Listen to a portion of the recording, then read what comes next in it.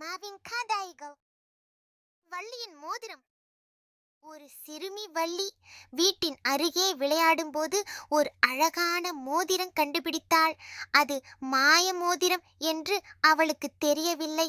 ஆனால் அதன் அழகால் அவள் அதை வைத்து கொண்டாள். ஒரு நாள் அவளுக்கு கனவு வந்தது. இந்த மோதிரம் 3 விருப்பங்களை நிறைவேற்றும் எனும் அறிவுறுத்தல்.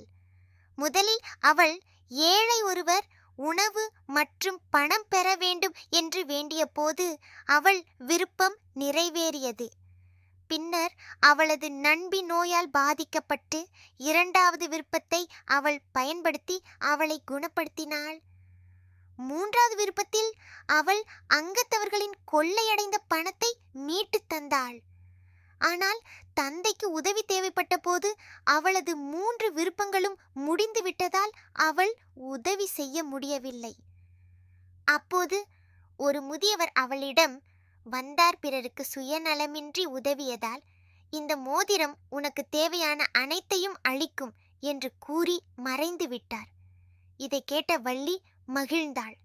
நோக்கு, பிறருக்கு சுயநலமின்றி உதவியதால் உலகம் உங்களுக்கு தேவையான அனைத்தையும் வழங்கும். நன்றி குழந்தைகளே.